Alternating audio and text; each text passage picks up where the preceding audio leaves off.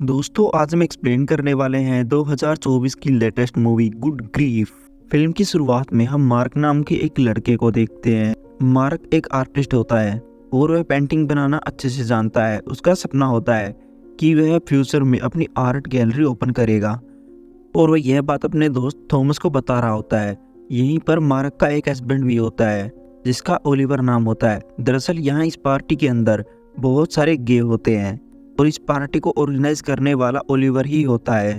यहाँ पर सोफी नाम की लड़की भी होती है जो ओलिवर को बोलती है कि तुम्हें मार्क जैसा हस्बैंड मिला है जो कि तुम्हारी इतनी ज़्यादा केयर करता है और तुम अपने इस रिलेशन को संभाल कर रखना। तो ओलिवर इस बात का हाँ में जवाब देता है। साथ ही साथ ओलिवर यहाँ पार्टी के अंदर सभी मौजूद लोगों को बोलता है कि आज मैं जो भी कुछ हूँ वो मार्क की वजह से हूँ और मार्क के बगैर मेरा कोई वजूद नहीं है। दरअसल ओलिवर भी किताबें लिखने का काम करता है और उन किताबों के ऊपर प्रोडक्शन कंपनी वाले छोटी छोटी वेब सीरीज बनाने का काम किया करते हैं।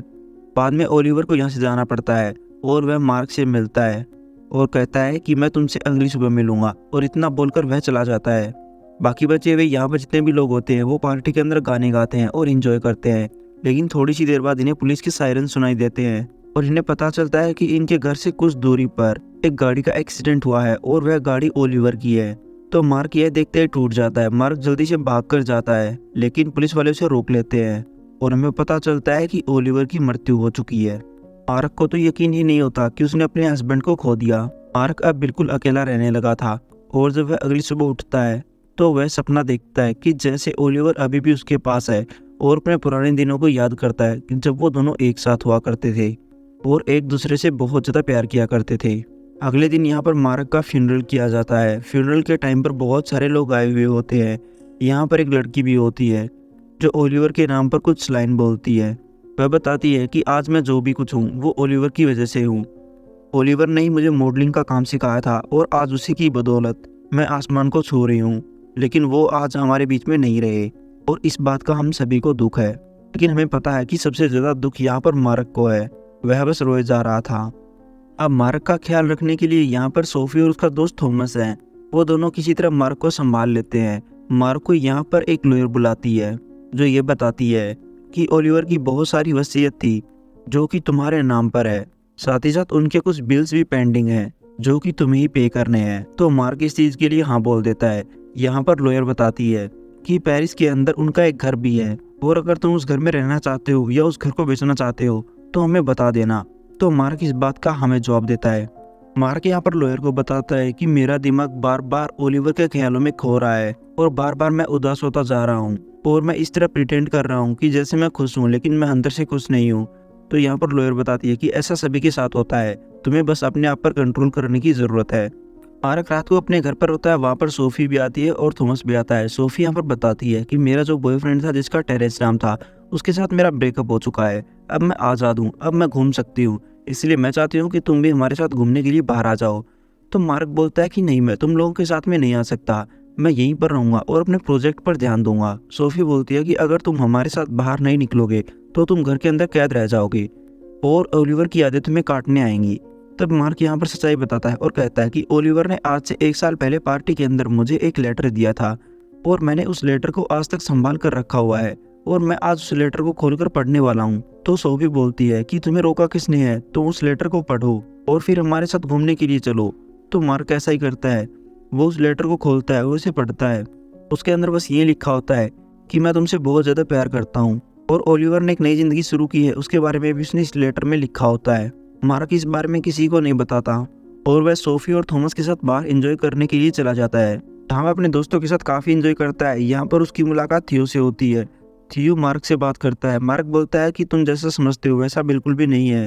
अगर तुम चाहते हो कि मैं तुम्हारे साथ डेट पर जाऊँ तो मैं ऐसा बिल्कुल भी नहीं करूँगा। तो थियो बोलता है कि मैं ऐसा बिल्कुल भी नहीं चाहता, मैं चाहता हूँ कि बस हम दोनों नंबर एक्सचेंज करें और बातें करते रहें। यह बात बोलते ही मार्क के चेहरे पर मुस्कान आ जाती है और मार्क अपना नंबर थियो को दे देता है। उसे थियो से बात करना थोड़ा अच्छा लगता है और मार्क यहाँ पर बता देता है कि मेरा एक हस्बैंड था जिसकी मृत्यु हो चुकी है और अब उसकी यादों में मैं डूबा हुआ हूँ और मुझसे बाहर निकला नहीं जा रहा।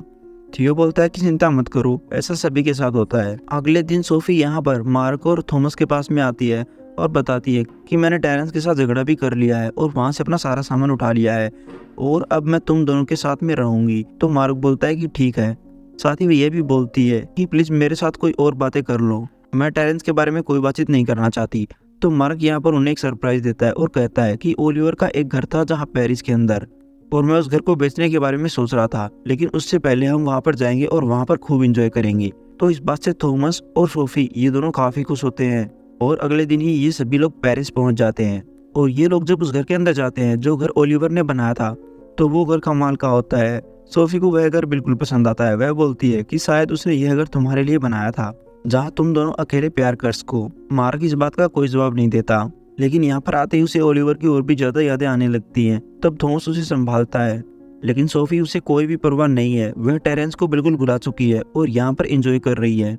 मार्क को इस घर के अंदर ओलिवर का कुछ सामान मिलता है और ओलिवर इस सामान को लेकर शॉप पर चला जाता है और शॉप वालों को बोलता है कि यह मेरे हस्बैंड का सामान है जो शायद उसने किसी के लिए खरीदा था और वह यह सामान उसे नहीं दे पाया, इसलिए मैं चाहता हूँ कि आप इस सामान को वापस ले लें और बदले में मुझे पैसे दे दें। तो दुकान वाले मान जाते हैं और उसे पैसे दे देते हैं। साथ ही ओलिवर उनसे यह भी पूछता है कि क्या उनके साथ में कोई और भी आया करता था। तो शॉप वाले बोलते हैं कि हाँ, ओलिवर अक्सर यहाँ पर आता था, लेकिन उसके साथ में एक दिन एक लड़का भी आया हुआ था जो कि नौजवान था। यह सुनते ही मार्क का तो दिल टूट जाता है और वह पैसों को लेकर घर पर आ जाता है और ये लोग बाहर घूमने के लिए चले जाते हैं। यहाँ पर सोफी बताती है कि मुझे सेबेस्टियन नाम की एक लड़की से प्यार हो गया और उसने मुझे आज डेट के लिए बुलाया है, इसीलिए मैं तुम दोनों को भी साथ में ले जाऊंगी। और ये लोग एक रेस्टोरेंट में पहुंच जाते हैं जहाँ पर सेबेस्टियन भी अपने दोस्तों के साथ में आया हुआ होता है और सेबेस्टियन सोफी को पहली नज़र में ही पसंद आ जाता है। जहाँ पर ये लोग बहुत सारी बातें करते हैं। यहाँ सेबेस्टियन के साथ में उसकी दोस्त भी आई हुई होती है जो यहाँ पर मार्क के साथ बातें करती है और मार्क को बोलती है कि मैंने सुना है कि तुम्हारे हस्बैंड की मृत्यु हो चुकी है, मुझे इस बात का बहुत दुख है। और वह मार्क के साथ दोस्ती करना चाहती थी, लेकिन मार्क जिसने पहले ही थियो को अपना नंबर दे दिया है और थियो यहाँ पर मार्क को मैसेज करता है, उससे मिलने के लिए बोलता है। तो मार्क थियो को वहीं पर बुला लेता है और अगले कुछ मिनटों में थियो वहीं पर आ जाता है जो मार्क से मिलता है, मार्क को किस करता है। तब मार्क अपने दोस्तों को यहाँ पर छोड़कर थियो के साथ में निकल जाता है, जहाँ मार्क थियो को एक रेस्टोरेंट में लेकर आता है और बताता है कि ये हम दोनों की पहली डेट है। जहाँ मार्क थियो के साथ रहकर काफी खुश होता है, लेकिन कहीं ना कहीं वो ओलिवर को अभी भी नहीं बुला पा रहा। और यह बात वह मार्क को बताता है कि मुझे ऐसा लगता है कि जैसे मैं कपड़े पहनकर तैर रहा हूँ और मुझसे वो कपड़े उतारे नहीं जा रहे। मेरे अंदर बहुत सारा बोझ हो चुका है, मैं उस बोझ को कम करना चाहता हूँ। तो यहाँ पर थियो बोलता है कि तुम्हारे लिए बहुत मुश्किल होगा उन यादों को मिटाना जो तुमने संजो कर रखी थी, लेकिन फिर भी मैं तुम्हारा साथ दूंगा और हमेशा तुम्हारे साथ रहूंगा। इससे मार्क को थोड़ा हल्का फील होता है और वो दोनों एक हो जाते हैं। थियो बोलता है कि मैं तुम्हें एक जगह घुमाने के लिए ले जाऊंगा और वह एक उसे म्यूजियम में लेकर जाता है जहाँ एक बहुत बड़ी पेंटिंग होती है। वह बोलता है कि एक आदमी ने एक दूसरे आदमी से प्यार किया था और ये उसी प्यार की निशानी है। आज वो दोनों यहाँ पर जिंदा नहीं है, लेकिन उनकी निशानियाँ आज भी जिंदा हैं। इसीलिए मैं चाहता हूँ कि तुम भी कुछ ऐसा ही करो जिससे तुम्हारे प्यार की निशानियाँ भी जिंदा रहें। मार्क को पता चल जाता है कि थियो उसके लिए बेटर है और उसी वजह से वह थियो को किस करता है और वह पूरी रात थियो के साथ घूमकर सुबह अपने घर पर पहुंचता है जहाँ पर थॉमस और सोफी उनका इंतजार कर रहे थे। थॉमस यहाँ पर मार्क को भड़कता है कि तुम बिना बताए कहाँ पर गए थे। तो मार्क इस चीज के लिए माफी मांगता है। यहाँ पर थॉमस बोलता है कि सोफी को पुलिस पकड़कर ले गई थी, तुम्हें इस बात की कोई खबर नहीं थी क्योंकि सोफी पीकर एक गार्डन में लेट गई थी। तो मार्क इस चीज के लिए फिर से माफी मांगता है, लेकिन वह असल सच्चाई नहीं बताता कि मैं थियो के साथ था।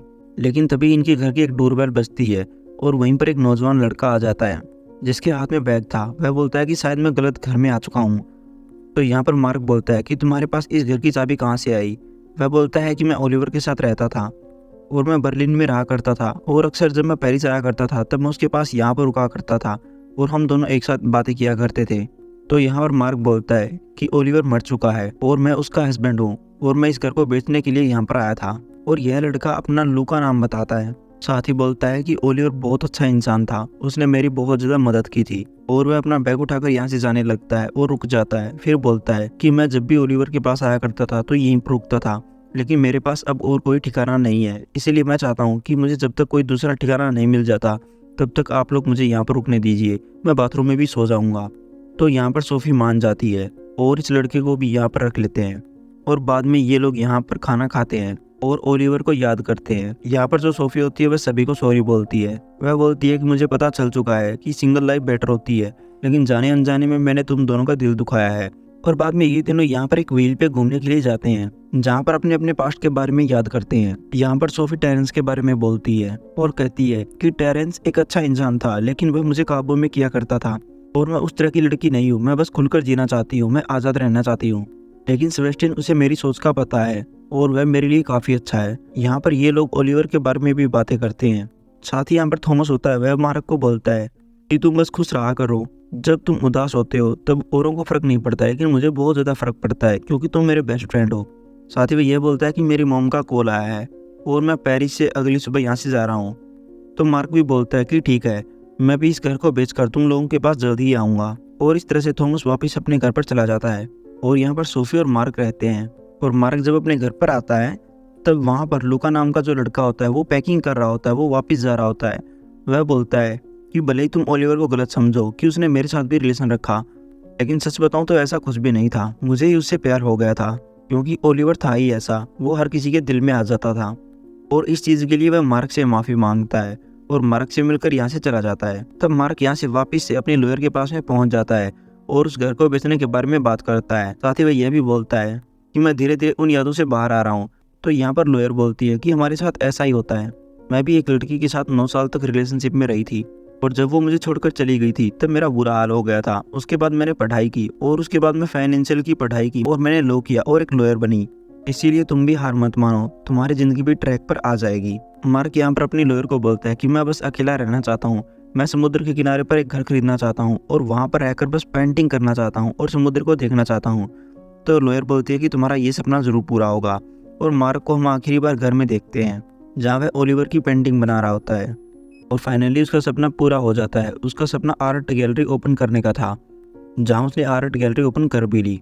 वहाँ पर थॉमस और सोफी ये दोनों भी आते हैं और वो दोनों खुद की पेंटिंग देखकर काफ़ी हैरान रहते हैं। यहाँ पर उसने थियो और ओलिवर और खुद की पेंटिंग भी बनाई थी और मार्क यहाँ पर आखिर में खुद की पेंटिंग देखता रह जाता है। और इसी के साथ यह मूवी यहीं पर पूरी हो जाती है। दरअसल इस मूवी में यह बताया गया है कि हम में से बहुत सारे लोग ऐसे होते हैं जो रिलेशनशिप में ब्रेकअप के बाद बहुत ज़्यादा टूट जाते हैं। उन्हें यह समझ में नहीं आता कि उन्हें क्या करना चाहिए। कुछ लोग मार्क की तरह होते हैं जो अपनी पुरानी ज़िंदगी को याद करते रहते हैं, लेकिन कुछ लोग सोफी की तरह होते हैं जो जल्दी से मूव ऑन कर लेते हैं और वो लोग खुद को मेंटली और फिजिकली तरीके से स्ट्रॉन्ग रखते हैं। मार्क ने भी मूव ऑन किया, लेकिन उसे मूव ऑन करने में बहुत ज़्यादा समय लग गया था। आई होप आप सभी को एक्सप्लेनेशन पसंद आई होगी। दोस्तों, हम आपसे मुलाकात करते हैं और भी लेटेस्ट मूवीज़ के साथ। तब तक खुश रहें और अपना ख्याल रखें। Thank you for watching.